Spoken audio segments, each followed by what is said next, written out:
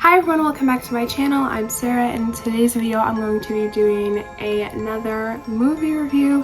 I just watched the new Dracula A Love Tale, and let me tell you, it is the best movie that I have watched this year. Okay, but before we get started, make sure you subscribe, give this a big thumbs up, and comment down below if you've watched the Dracula movie and what do you think of it.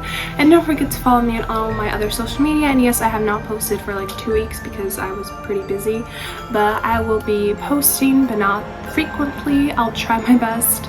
I'm just really busy, but yeah, let's get started. So I'm going to be like talking about the movie in general, and then I'm going to be giving my opinions and a spoiler review. So if you have not watched it yet, don't be afraid. I will be warning you when I come to the spoiler part. And this movie was so hard like to watch because it's not out in the US. It's only out like in Europe, I believe, or Eastern Europe, or both. So I waited a month because I thought that they will be showing Dracula in theaters after like a month. No, they did not. So I ended up just watching it on a website that I will not be naming because we all know why. You know, I don't know what's gonna happen if I say it, but basically where you can watch free movies. But yeah, so far it's not out on streaming services, but I hope it'll soon be out. But some people are watching it on TikTok. I did not find it on TikTok, so I'm not sure how they're doing that. But yeah, after I watched the movie, I entered my TikTok account and there were so many like videos about that movie. It's insane. But yeah, let's get started. I'll just be like reading you guys the summary of it first. This is the summary on Letterboxd. It is rated a 3.1. and I'm going to be reading the summary for you guys. So the story of 15th century Prince Vladimir, who curses God following the death of his beloved wife and is turned into a vampire. Later in 19th century London, he discovers his wife's doppelganger and dooms himself by pursuing her. So yeah, here's the thing. When I first started watching this, like I never watched a movie like a Dracula movie except for like Hotel Transylvania, but I don't think that really counts.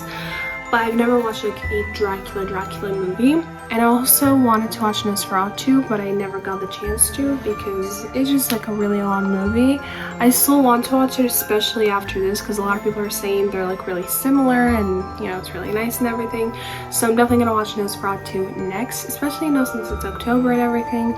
But hopefully I find the time to, because it is a pretty long movie. But yeah, as I was saying, I did not watch anything related to Dracula or even read the Dracula book, which I've been wanting to, but I just never got to it, if you know what I mean. So now I want to read the Dracula book. I'm excited. And also I think like Camilla or Camellia is like a female version.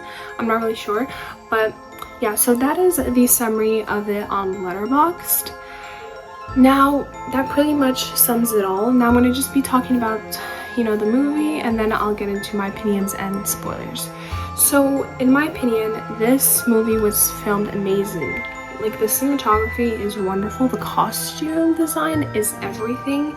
Like, the set designs is so, like, aesthetically pleasing, and that's, like, totally my aesthetic. So, especially, like, the bedroom. Amazing. I really love this movie for so many reasons. Obviously the acting is amazing. I've never seen the main actor who played Count Dracula.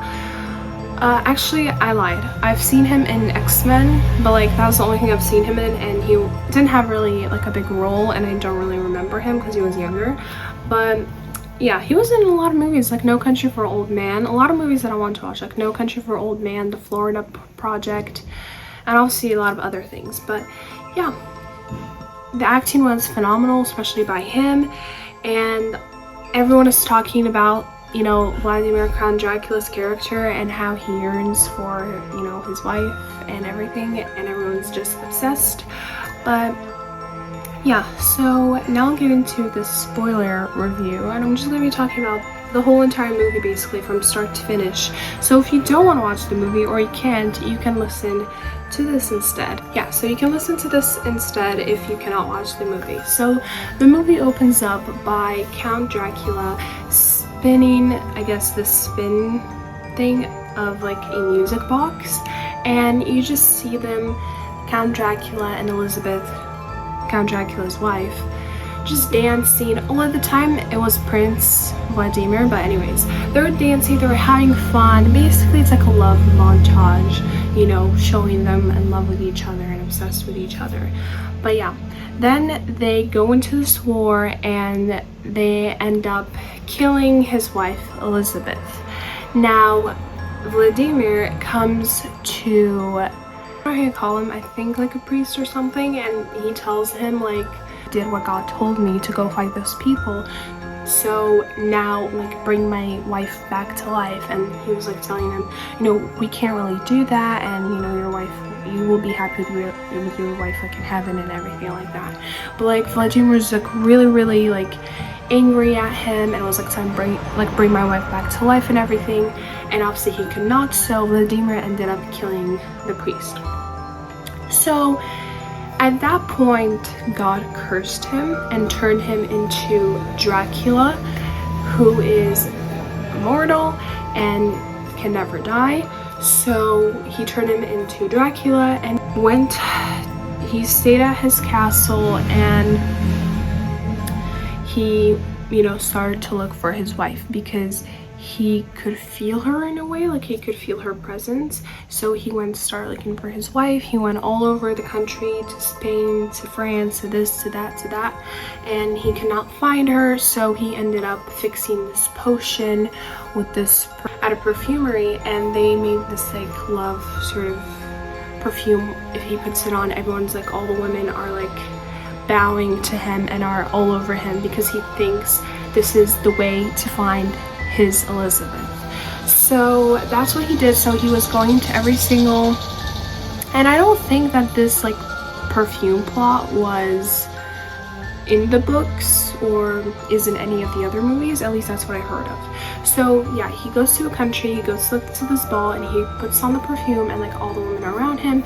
Unfortunately, he could not find his Elizabeth until one time, I think it was in France, and he finds a woman who looks exactly like Elizabeth, obviously played by the same actress, and I did not know that that actress is an Arquette, so that's a fun little fact for you guys. But yeah, so he sees her, she looks exactly like his wife Elizabeth, and something happens and like she just runs away or something. So then Dracula ends up going back to his castle and just, he basically gave up, okay? And then a couple of years passed, and this guy called Jonathan Marker came to Dracula's castle to do some research, because there is like a scientist and a doctor and a priest, you know, back in London, or is it Paris? I don't know, one of them trying to solve, you know, a case of a woman named Mia who is like possessed, and they see like this vampire mark. So she's basically like possessed by, or not possessed, like a vampire bit her and made her into this, you know, violent creature. So she's like chained up and everything, and they're trying to study her. So she's telling them about like this Dracula guy and everything, but she's like on Dracula's side and everything. So yeah, they're basically investigating, and Jonathan Marker is like their lawyer who they've asked to investigate. And also Jonathan is the husband of one character called Mina, that is the girl who Dracula saw at the ball who looked like his wife Elizabeth, deceased wife Elizabeth. So yes, now Dracula did not know this, that it's her husband. Anyways, so he goes to the castle, Jonathan goes to the castle, and he starts talking to Dracula, asking him questions, and Dracula ends up finding out that his Maria in custody, because he's the one who bit her, to try and find the woman who looks like his deceased wife, Elizabeth. So he ends up, you know, torturing him to tell him like where they're at. He finally tells him, so Dracula goes there and he frees Maria. And basically Maria was best friends with Mina, the doppelganger of his wife. So she comes to her house. Obviously she's working for Dracula, and she tells her, you know, let's go to this fair. So they go to this fair and she introduces Mina to Dracula, and he basically charms her, and they go back home and he keeps charming her, and she realizes that, and she tells him that, oh, I'm married and everything. So a couple of like hours passed. The priest, the doctor, and the scientist, and her husband, and Mina's husband, who ends up escaping, you know, finally arrives home, and he's like, you know, there's this Dracula guy who did this to me and tortured me and this and that and that. And Mina was like, no, he's super sweet and charming and everything. And then Mina obviously finds out that he's not, and she goes up to her room, and Dracula is there, and she tells him like, why did you do all this? Why did you do all this? Like, I really do love you and everything. And Mina is like, she previously heard the melody of like the music box and everything, because, and she acts like her, and she doesn't think she belongs like in this like day and age. Like, she thinks she belongs like in the past and everything like that. So she feels like she is the wife kind of thing. And I don't know if he just sort of like brainwashed her into thinking that, or is she like really, like, her soul is a part of his wife, if that makes sense. Like, I don't really know, but anyways, that's not really clarified in the movie. So they ended up, you know, kissing and everything, and then they ended up going to his castle, and Mina was like, you know, I want to stay in this castle, I'm gonna stay with you, and they do. And then obviously after a while, the priest and the doctor, the scientist, and Jonathan came to the castle with like an army troop trying to kill Dracula and everything like that. At this point, Mina ends up, not Mina, what's her name? Maria, the friend, ends up dying because they fought in the house before Dracula ended up taking Mina back to their castle. So yeah, they basically lived together, they danced, you know. It kind of like, they showed like a montage of like the montage of Prince Vladimir and Elizabeth. It was kind of similar to that. I guess they just want to show like the parallel, I don't know, just like a parallel between them or whatever. So yeah, the army ends up coming in, they end up fighting the army, and towards the end, you know, pretty much everyone's dead except for the husband and the priest, I believe, and the doctor as well. Like, the main characters are alive. Most of the army are, I think all the army are dead. So yeah, and basically, you know, the priest tells him like, if I don't kill you now, like if I don't kill you, he's talking to Dracula, you know, you will end up going to hell, and when you both die, none of you will see each other in heaven, I guess. So he was like, will you both like to die and both go to hell? Or she's gonna go to heaven and, you know, he's gonna go to hell?